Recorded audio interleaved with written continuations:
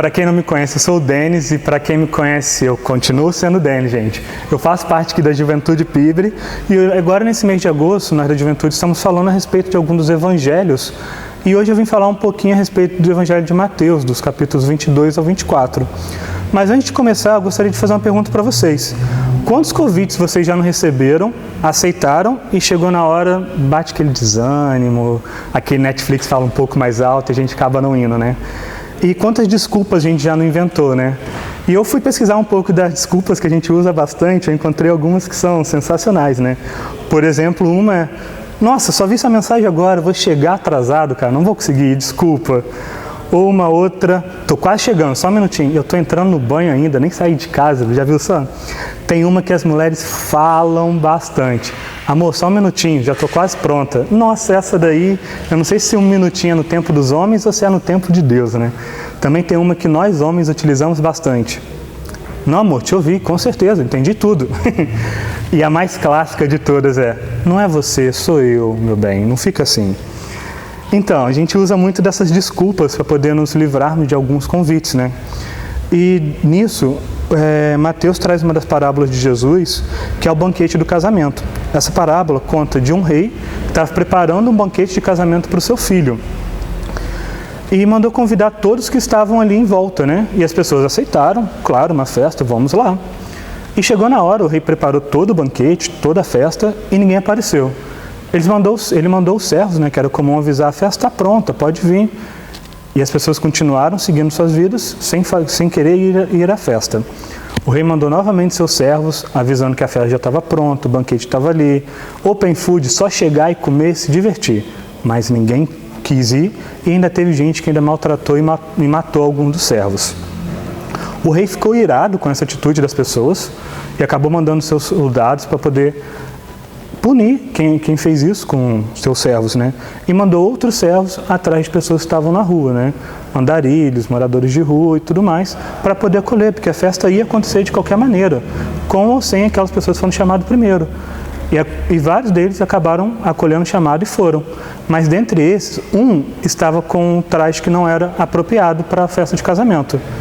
E o rei mandou prender ele e mandar para fora do castelo, porque muitos serão chamados, mas nem todos serão escolhidos.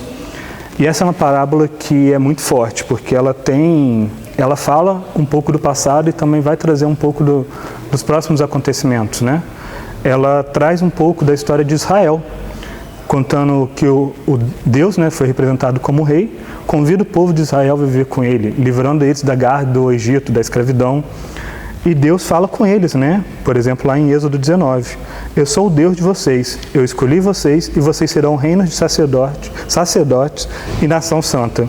E o povo responde: tudo que o Senhor falou, faremos e obedecemos. Está lá em Êxodo 24. E assim eles viveram felizes para sempre. Não, não foi assim, gente. O que aconteceu? Eles não respeitaram nada, eles continuaram matando os sacerdotes que Deus enviava no meio deles. E Deus ficou irado com isso, né? E dentro dessa parábola, esses outros convidados, que depois o rei chama, né, são as pessoas que foram desprezadas, pescadores, todos os que seguiam a Jesus, são os gentios, a mulher de Cananeia, as ovelhas perdidas de Israel. E mesmo as pessoas entendendo do que se tratava essa parábola, né, tratava-se de respeito, de aceitar as outras pessoas, né, as pessoas ainda tentaram bolar maneiras de fazer Jesus cair nas suas armadilhas, né? Perguntando sobre os tributos. Jesus pede para mostrar uma coroa, pergunta quem estava na coroa, na moeda, né? Que era César, e ele fala: dar a César o que é de César e a Deus o que é de Deus. Pergunta sobre a ressurreição, pergunta sobre qual é o maior mandamento, né? Amar a Deus sobre todas as coisas. E as pessoas, ainda não satisfeitas, 2 dias depois, eles armam para Jesus, prendendo, inventam um julgamento e acabam crucificando ele como um bandido da época era feito. E, como diz a parábola, o rei mandou soldados atrás dessas pessoas, né? Nos anos 70, o exército romano invade Jerusalém e destrói tudo, não sobrando nada de pedra sobre pedra. E eu me perguntei: tá, entendi a parábola, mas o que é esse chamado? Quem são esses escolhidos? E o chamado é a convocação de Deus, é um convite que Deus tem para viver ao lado dele. Ele está preparando uma festa para a gente. Ele nos quer ao lado dele. Quando a gente aceitou estar aqui, Ele está contando com a gente, então a gente já aceitou o convite dele. E ser o escolhido é você optar por viver aquilo que Deus traz para a gente tem um guia maravilhoso que é a nossa Bíblia. Isso é ser o escolhido. E quando me chamaram para poder estar aqui falando, na hora já me veio muito medo, insegurança. Eu comecei a pensar, nossa, mas tem tão pouco tempo que eu estou na igreja, não tem nem um ano, e o que eu vou fazer lá? Vou falar sobre o quê? Meu Deus, o que eu vou fazer lá? O que as pessoas vão ouvir de mim, né? Mas quando eu comecei a ler a parábola, foi aí que tudo se resolveu. Pronto, não entendi nada, vou passar vexame aqui, né? Mas eu comecei a refletir, comecei a orar, a pesquisar, a buscar. E eu acabei encontrando a resposta numa frase que eu sempre acreditei que fosse uma frase bíblica, mas na verdade ela não é. Foi Albert Einstein quem diz essa frase.